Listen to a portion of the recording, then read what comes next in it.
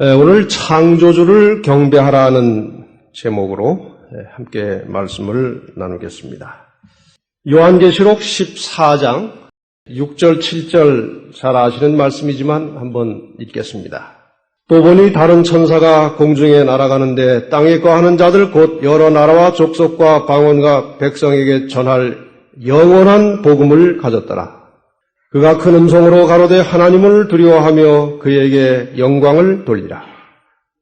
이는 그의 심판하실 시간이 이르렀음이니 하늘과 땅과 바다와 물들의 근원을 만드신 이를 경배하라 하더라.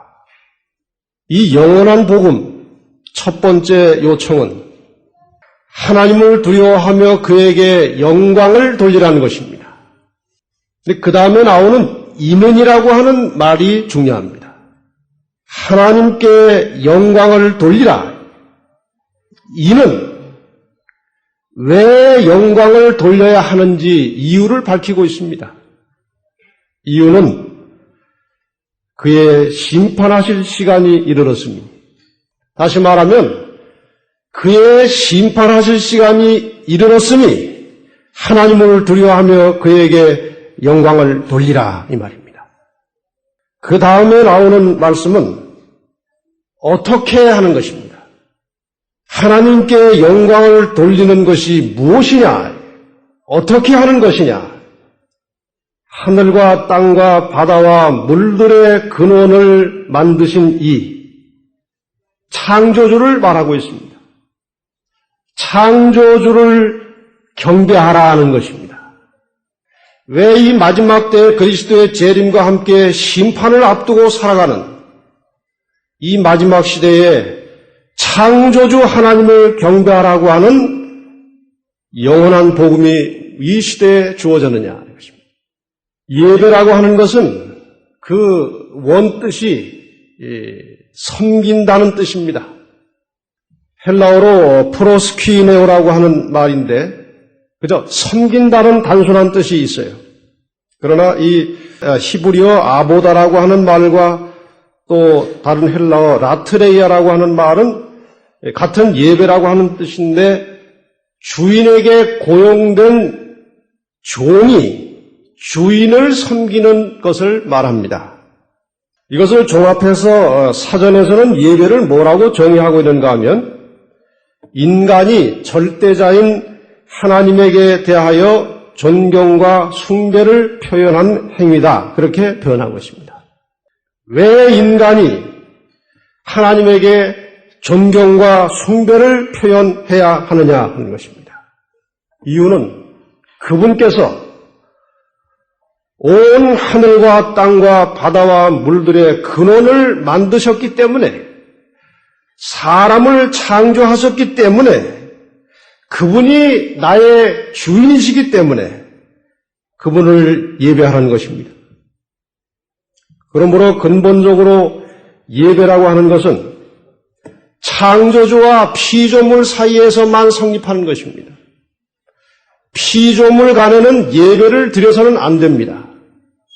천사도 역시 피조물이기 때문에 사람이 천사를 예배하면 안 됩니다.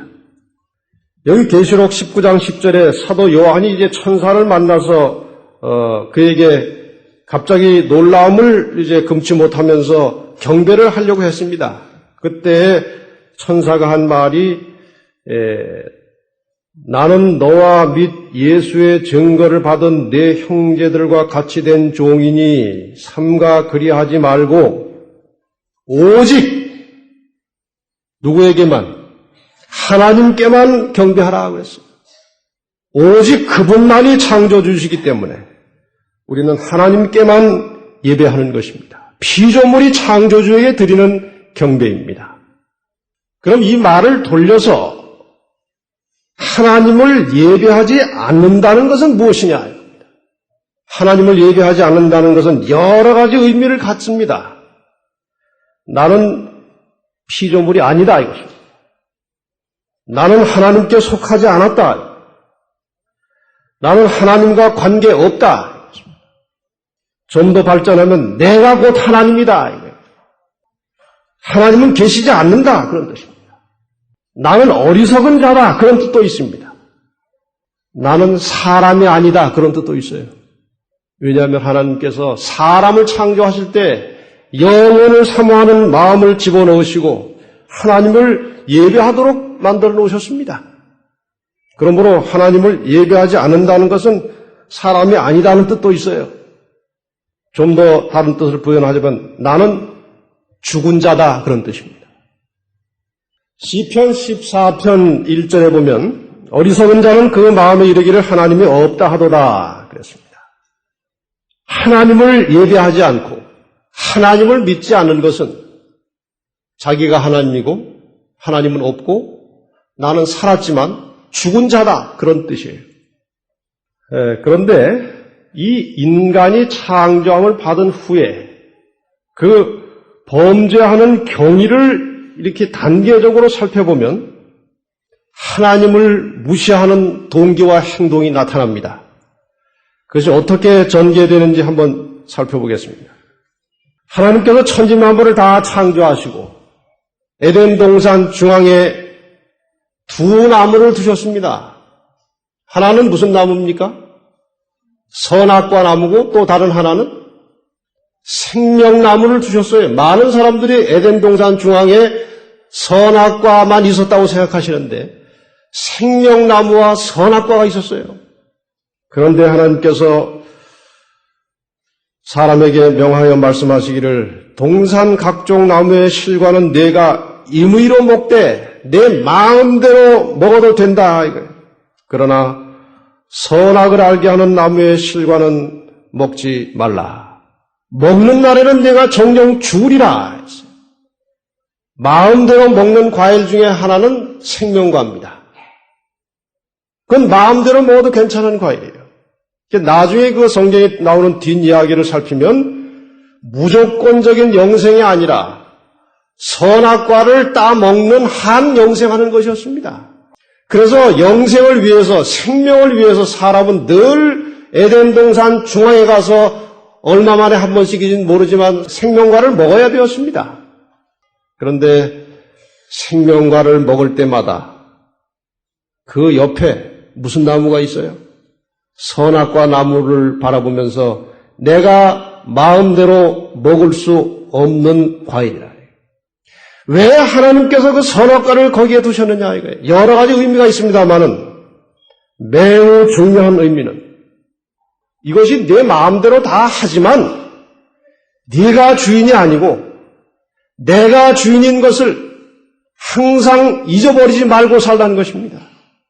이 지구가 네가 관리는 마음대로 하지만 내 소유가 아니고 내 소유임을 잊어버리지 말라고 하는 뜻으로 선악과 나무를 두셨습니다.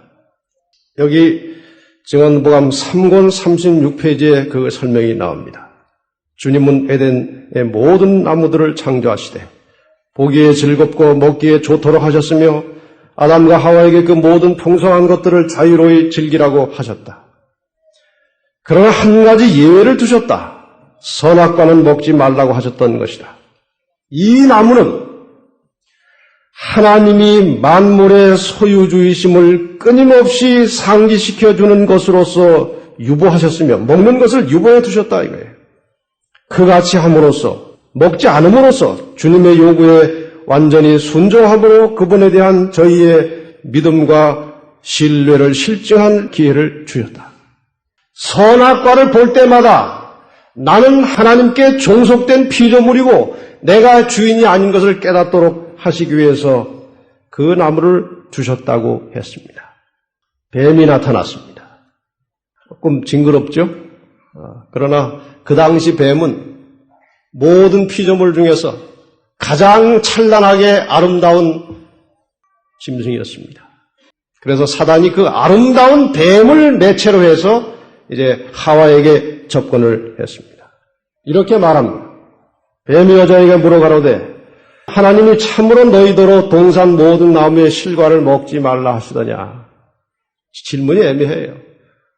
하나만 먹지 말라고 하셨어요. 그런데 모든 나무의 실과를 먹지 말라고 하시더냐. 대답하기 아주 어렵게 질문을 합니다. 언제나 악이 이렇게 우리에게 접근을 하고 있어요. 하와가 뭐라고 대답합니까? 동산나무의 실과를 우리가 먹을 수 있으나 동산 중앙에 있는 실과는 하나님의 말씀에 너희는 먹지도 말고 만지지도 말라 너희가 죽을까 하노라 하셨느니라. 먹으면 죽는다. 그 동산 중앙에 있는 선악과만 먹지 말라고 하셨다. 그럼 먹으면 죽는다. 근데 지금 이 말하고 대화하는 장소가 어디입니까? 선악과 나무입니다. 뱀이 뭐라고 이제 다시 말을 합니까? 뱀이 여자에게 이르되 너희가 결코 죽지 아니하리라. 어떻게 해도 먹어도 죽지 아니하리라. 그 다음부터 우리 한번 같이 읽어보십시다. 시작. 너희가 그것을 먹는 날에는 너희 눈이 밝아 하나님과 같이 되어 선악을 알 줄을 하나님이 아심이니라. 눈이 밝아서 누구처럼 된다고요? 하나님처럼 된다. 선악과를 먹으면. 이 말에 하와가 속았습니다. 하나님처럼 된다는 말에 속았습니다. 내심 하나님처럼 되고 싶은 동기가 있었던 것입니다. 그 말을 듣고 보니까 창세기 3장 6절 여자가 그 나무를 본즉 먹음직도 하고 보암직도 하고 지혜롭게 할 만큼 탐스럽기도 한 나무인지라. 죄는 접촉 자체를 해서는 안 되는 것입니다. 그전에 아무 생각 없이 그냥 하나님께서 먹지 말라고 하셨으니까 아예 거들떠보지도 않던 과일을 어떤 말을 듣고 자세히 보니까 매력이 있는 것입니다. 여자가 그 실과를 따먹고 자기와 함께한 남편에게도 주매 그도 먹은지라.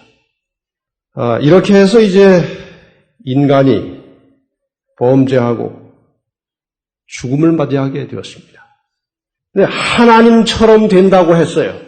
근데 도대체 하나님이 어떤 분인데 감히 하나님처럼 되려고 했느냐 이거예요.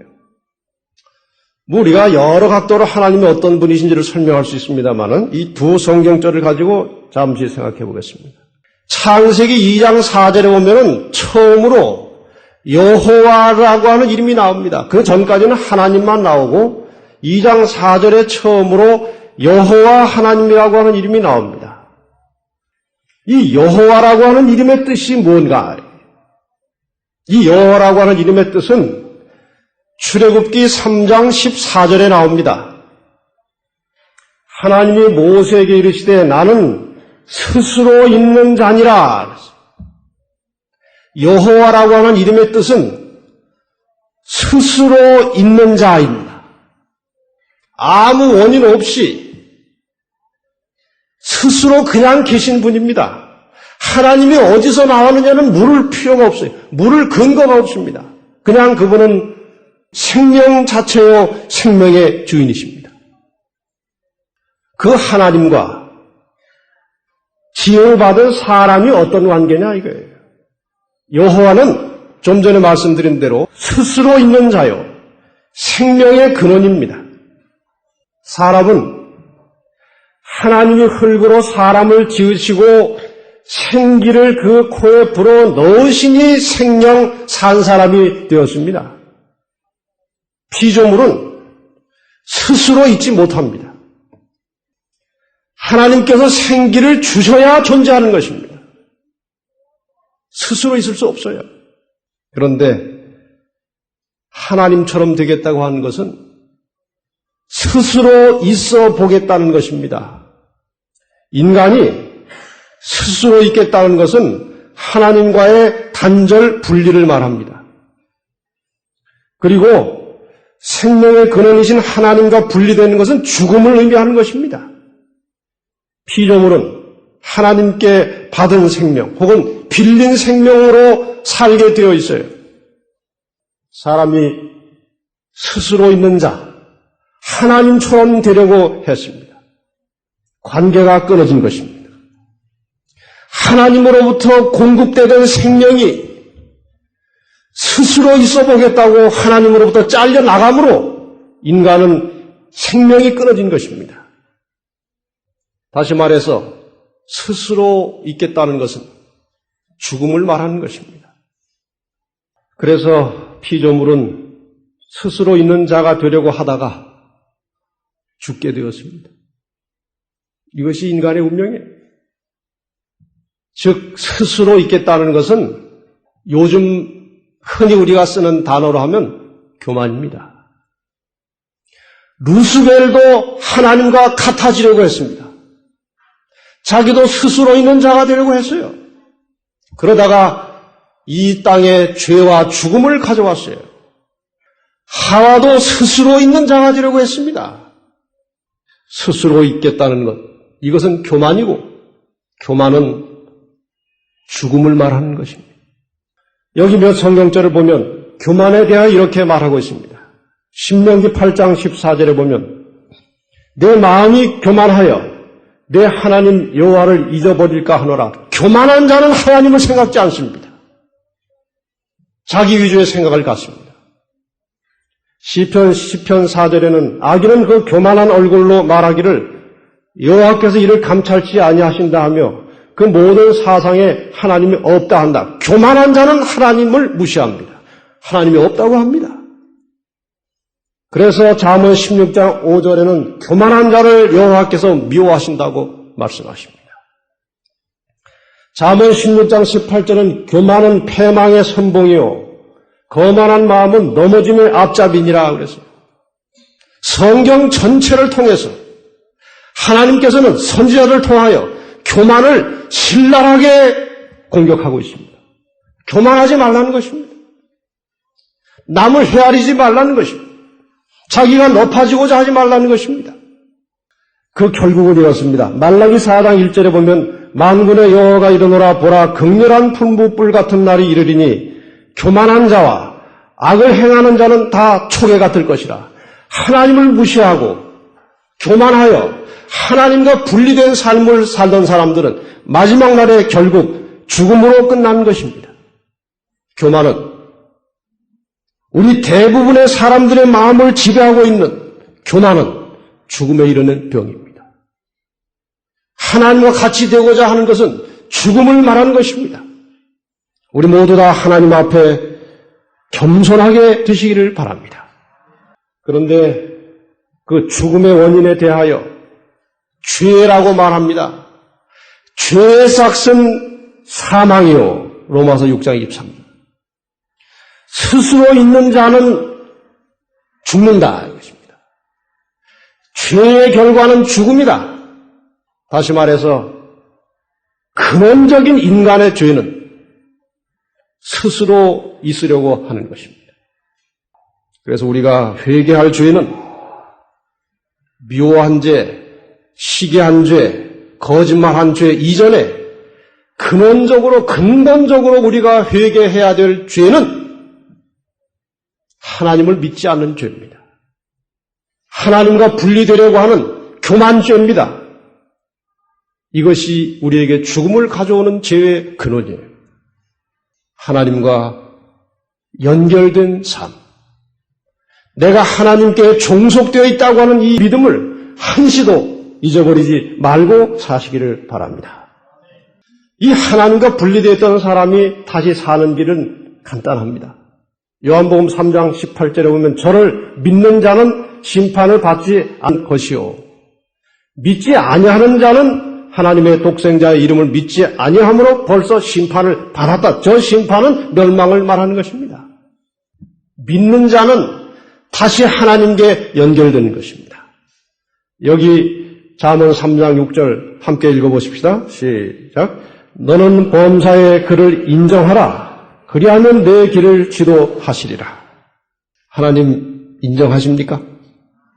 그분이 나의 주인이심을, 나의 창조주이심을 인정하십니까? 네. 증거가 필요합니다.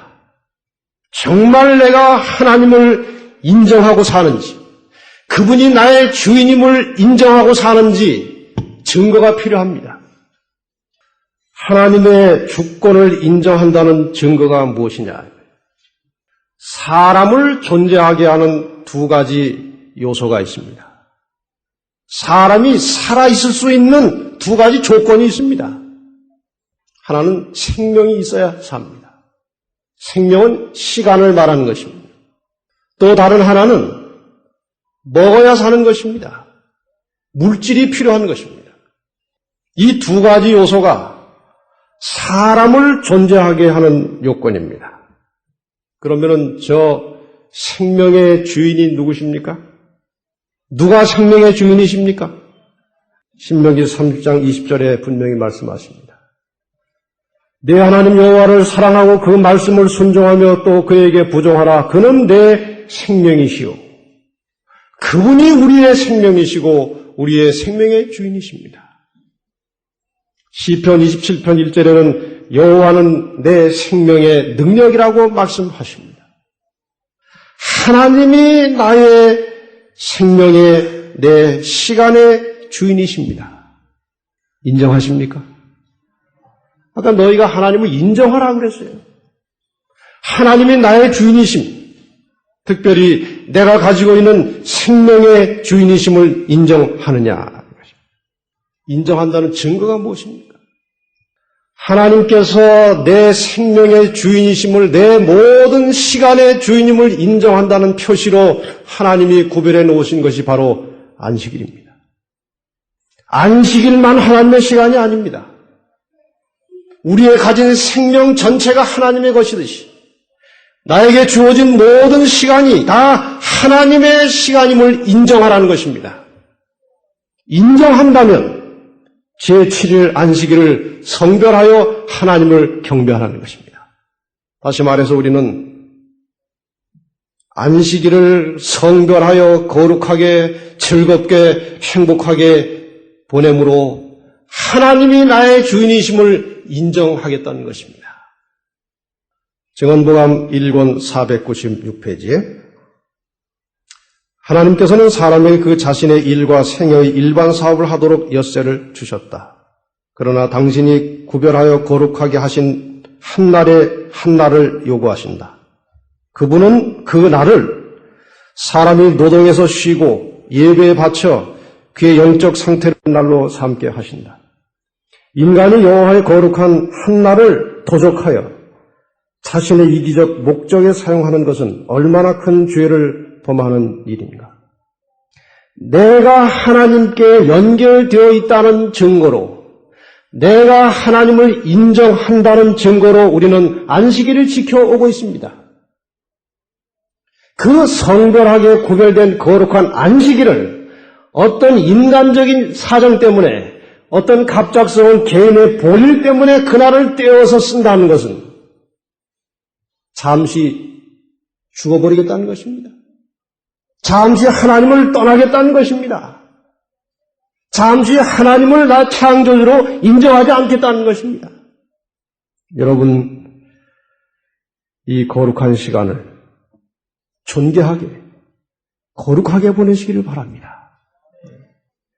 하나님과 인간 사이의 이 예배와 신앙 속에서 이 안식일이 바르게 서지 않으면 우리 개인적 신앙의 성장과 성숙은 일어날 수 없는 것입니다. 이 날을 잘 지키면 절대로 인간에게 손해가 오지 않습니다. 하나님께서 하라고 하신 말씀을 순종할 때 그것이 상식에 맞지 않고 잠시 인간적으로 손해가 보는 것처럼 느껴질지라도 일단 말씀을 순종하면 우리에게 유익이 되고 힘이 되는 것입니다. 이 말씀을 믿고 순종하시기를 바랍니다. 여기 이사야 58장 13절 14절에 이렇게 말씀하십니다. 만일 안식일에 내 발을 금하여 내 성일의 오락을 행치 아니하고 안식일을 일컬어 즐거운 날이라 여호와의 성일을 존귀한 날이라 하여 이를 존귀 여기고 내 길로 행치 아니하며 내 오락을 굳지 아니하며 사사로운 말을 하지 아니하면 내가 여호와의 안에서 즐거움을 얻을 것이라. 우리가 정말 안식일을 잘 준비해서 즐겁게 맞이하고 거룩하게 보낼 때 우리는 영육간의 큰 축복을 누리게 될 것입니다. 우리는 모든 시간을 계산하고 카운트할 때마다 시간의 중심에 안식일을 두고 할 것입니다. 안식 후 첫날, 안식을 잊어버리면 말라는 것입니다. 안식 후 둘째 날이, 안식 후 셋째 날이, 예비일, 안식일을 예비하는 날이고, 그리고 안식일이에요. 모든 시간이 안식일에 걸려 있어. 우리의 모든 생명의 주인이 안식일의 주인이신 하나님이심을 언제나 기억하도록 하기 위해서 그러한 제도를 우리에게 주셨습니다. 금요일 예비일에는 좀 더 일찌감치 일과를 거두고 안식일을 잘 준비해서 즐거운 마음으로 안식일을 맞이하시기를 바랍니다. 혹시 거리가 멀어서 안식일 첫 예배 금요일 저녁에 참석하지 못할 분들은 가까운 교회라도 가셔서 이 거룩한 안식의 시간을 헛되이 보내지 마시기를 바랍니다. 이건 신앙의 근본입니다. 그 다음에 우리가 소유하고 있는 것이 아까 말씀드린 대로 물질입니다. 나의 재물, 나의 소유가 있어요. 누가 주인입니까? 하나님이 주인이십니다. 여기 다윗이 성전 건축을 위해서 건축 헌금을 모았어요. 이스라엘 백성들이 얼마나 성전을 사랑하는지 목표액을 훨씬 초과해서 달성했습니다. 그때 다윗이 기뻐서 한 이야기가 역대상 29장 14절입니다. 나와 나의 백성이 무엇이고 한데 이처럼 즐거운 마음으로 드릴 힘이 있었나이까 모든 것이 주께로 말미암아 싸우니 우리가 주의 손에서 받은 것으로 주께 드렸을 뿐입니다. 내 것의 일부를 떼서 드린 것이 아니고 하나님께서 주신 것의 한 부분을 드린 것뿐입니다. 주인에게 다시 돌려준 것뿐입니다. 학교 2장 8절에는 은도 내 것이요 금도 내 것이라 만군의 여호와의 말이니라. 이 땅의 모든 물질은 모든 재물은 다 하나님의 것입니다. 내가 가지고 있는 모든 것도 하나님이 주신 생명으로 하나님이 주신 물질을 활용해서 돈을 벌어들였기 때문에 그것은 다 하나님의 것입니다. 인정하십니까? 나의 모든 재물이 내가 소유하고 있는 물질이 하나님의 것임을 인정하십니까? 증거가 필요합니다. 여기 모든 물질의 주인이 하나님이심을 인정한다는 표시로 하나님이 주신 제도가 11조 제도입니다. 10분의 1만 하나님의 것이 아닙니다. 내 소유 창조주 하나님의 것입니다. 이것이 예배자의 정신입니다. 그런데 많은 사람들이 11조를 뗄 때 부정직합니다. 이게 지금 우리 집에 지금 당장 빚 지고 사는데 빚 갚고 나서 내야지. 아무리 빚을 지고 있어도 들어오는 수입이 있으면 11조를 구별하라는 것입니다. 일정액으로 하지 말고 정직하게 하라는 것입니다. 대개 일정액으로 하는 사람은 안 그런 분도 물론 계십니다만은 약간 디스카운트합니다. 일정액으로 하려면 계산되는 수입보다 더 많은 11조를 드릴 때 일정액이 가능하지만 그렇지 않을 경우에는 정직하게 드리는 것입니다. 이것은 10분의 1만이 하나님의 것이 아니고 전체가 하나님의 것이라는 증거입니다. 신앙의 고백입니다. 그것이 우리에게 손해냐? 손해가 아니에요. 이 11조 액수는 커질수록 내기가 어려워져요. 10만 원에서 만 원 떼내기 쉽습니다. 그러나 1억 원에서 1000만 원을 떼내기는 정말 어려운 것입니다. 그러나 모든 것의 주인이 하나님이심을 인정한다면 즐거운 마음으로 하나님께 드릴 것입니다. 이것이 내가 그분께 연결되어 있다는 증거입니다. 내가 그분의 백성이라고 하는 증거입니다. 하나님께서 그 백성이 말씀대로 순종할 때 복을 약속하셨습니다. 다른 어떤 성경절에도 하나님을 시험하라는 말은 나오지 않습니다.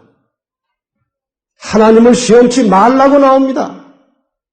그런데 사람들이 얼마나 이기적이고 물질에 대한 욕심을 갖게 될 것인지 하나님이 미리 보시고 11조에 관한 한 나를 시험해보라고 그랬어요. 말라기 3장 10절입니다. 만군의 여호와가 이르노라 너희의 온전한 11조를 창고해드려. 대강 11조가 아닙니다. 온전한 11조를 창고해드려 나의 집에 양식이 있게 하고 그것으로 나를 시험하여 내가 하늘 문을 열고 너희에게 복을 쌓을 것이 없도록 부지 아니하나 보라. 만군의 여호와가 이르노라. 내가 너희를 위하여 황충을 금하여 너희 토지 소산을 멸하지 않게 하며 너희 밭에 포도나무의 과실로 기한전에 떨어지지 않게 하리니 너희 땅이 아름다워짐으로 열방이 너희를 복되다 하리라. 도장까지 찍어 놓으셨어요. 만군의 여호와의 말이니라. 11조에는 두 가지가 보장이 됩니다. 내 하는 사업이 형통하고 복을 받을 것이다. 그 다음에 두 번째 부분은 불필요한 손실을 막아주겠다는 것입니다. 여러분, 수입은 두 가지가 겸해야 돼요. 들어오는 것도 필요하지만 나가는 것이 그렇게 어떻게 세서 그냥 한꺼번에 나가버리면 번화만합니다. 한 달에 아주 애를 써서 500만 원을 벌었는데 갑자기 병이 걸려가지고 병원에 가서 2달 입원하고 나니까 1000만 원이 날아가면 번화만합니다. 그런데 여기 11조를 정직하게 성실하게 드리는 자들의 불필요한 지출을 막으시겠다고 말씀하셨습니다. 여러분, 꼭 돈이 들어와야만 수입이 아니에요. 우리가 하나님 앞에 정직하게 행할 때 하나님께서 우리를 양면으로 질 것입니다. 어떤 목사가 한 목사에게 물었습니다. 교인 수가 얼마나 됩니까? 한 1900명쯤 됩니다. 꽤 큰 교회 목사였어요. 그들 중에 몇 명이나 11조를 바칩니까? 그들은 모두가 11조를 합니다. 아, 정말입니까? 그 많은 사람들이 다 11조 봉투를 가지고 11조를 정기적으로 드립니까? 그건 아닙니다. 347명만 11조를 드리기로 작정하고 정직하게 약속을 지킵니다. 나머지 다른 사람들도 11조를 하긴 하는데 다른 방법으로 합니다. 어떤 방법입니까? 하나님께서는 여러 가지 다양한 방법으로 11조를 거두어 드리십니다. 과다한 병원비 지출이나 사업상의 큰 손실 혹은 불필요한 재정 지출을 통해서도 거두어 드리십니다. 그러니까 모든 사람들이 11조를 바치는 셈이지요. 다만 직접 하나님께 드리지 않을 뿐입니다. 여러분, 이 두 가지 문제에 대하여 성실하고 정직하게 사시기를 바랍니다. 이것이 바로 내가 하나님께 연결되어 있고 소속되어 있고 그 생명이 나에게 이르러 오고 있다고 하는 증거라고 말씀하셨습니다.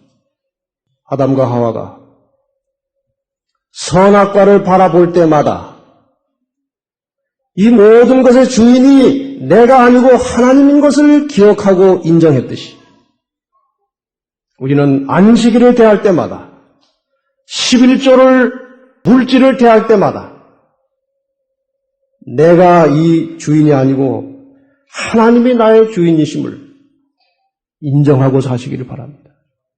안식일을 거룩히 성별하고 정직한 11조를 드림으로 하나님과 연결된 삶을 사시기를 바랍니다. 그분은 나의 주인이십니다. 나는 그분의 자녀요, 그분의 백성입니다. 나에게는 항상 그분께서 베풀어 주시는 생명이 있습니다. 그리고 나에게는 영생의 소망이 있습니다. 안식일과 11조를 경시하거나 소홀히하는 것은 혹은 부정직한 것은 나는 그분과 무관하다. 그분은 나의 주인이 뜻입니다. 안식일과 11조는 우리의 신앙생활과 영적인 상태가 어떠한지를 나타내는 측정기와 같은 것입니다. 그것은 우리의 영적 삶을 지탱해주는 두 개의 큰 기둥과 같은 것입니다. 이 기둥이 약해지고 무너지면 우리의 신앙적인 어떠한 노력도 힘을 얻지 못하게 될 것입니다. 안식일이 부담스러운 날이 아니라 참으로 즐겁고 유쾌하고 행복한 시간이 되시기를 바랍니다. 저는 요즘에 안식일에 일찍 와서 교인들, 우리 성도들 들어오시는 것을 보면은 저도 행복해집니다. 아주 웃는 모습으로 즐거운 모습으로 인사를 나누고 성전을 찾는 모습이 너무나 아름답습니다. 우리의 생활 속에서 항상 모든 물질의 주인이 하나님이신 것을 인정하며 그래서 감사하며 헌신하는 삶이 이루어지기를 바랍니다. 여기 끝으로 한 기절을 보고 마치겠습니다. 아주 중요한 말씀이 이 속에 들어있어요. 청지기에 보낸 것은 80페이지입니다.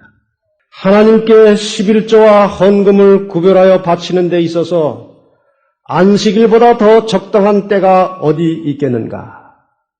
하나님 백성들이 창조의 기념일 안식일에 모든 물질의 주인이 하나님이심을 인정하는 표시로 11조를 들고 성전을 찾는 모습, 그것이 바로 창조주 하나님을 경배하는 모습입니다. 모든 이기적인 생각을 버리고 인간적인 생각을 버리고 순수한 마음으로 이 말씀에 순종하는 것이 얼마나 아름다운 장면인지 모릅니다. 우리는 안식일에 하나님의 선하심을 생각한다. 우리는 구속사업에 나타난 그분의 능력의 증거를 창조사업에 나타난 그분의 역사에서 본다. 우리 마음은 주의 크신 사랑을 인하여 감사함으로 충만하게 된다. 우리가 이렇게 안식일에 하나님께 11조를 들고 교회 성전을 찾아올 때 우리 마음속에 하나님에 대한 감사가 넘치게 된 것입니다. 그리고 이제 우리는 한 주일의 수고를 시작하기 전에 우리의 감사의 표시로 11조와 헌금을 하나님께 드린다. 이리하여 우리의 이 습관적인 행위는 하나님께서 우리 모든 재산의 소유주이시며 그가 당신의 재산을 당신의 영광을 위하여 사용하도록 우리를 청지기로 삼으셨음을 선포하게 된 것이다. 하나님께 대한 우리의 책임을 인정할 때마다 책임감은 강해질 것이다. 마지막 노란 글씨로 된 말씀을 다 함께 읽어보십시다. 시작. 감사 정신은 우리가 그것을 나타낼 때 더욱 깊어지고 감사가 가져다주는 기쁨은 우리의 영혼과 육체의 생명이 된다. 이 얼마나 소중한 말씀이에요. 창조주 하나님을 감사함으로 섬길 때 우리 마음에 영육간의 생명이 소생된다고 말씀하십니다. 이 치료의 시간, 이 재창조의 시간에 정말 하나님을 사랑하고 그분께 헌신하는 삶을 통해서 우리의 모든 영육간의 문제들이 해결되고 강건하게 평안한 마음으로 주님 오시는 날까지 하나님을 섬기는 신실한 창조주를 경배하는 성도들이 되시기를 바라면서 말씀을 마칩니다.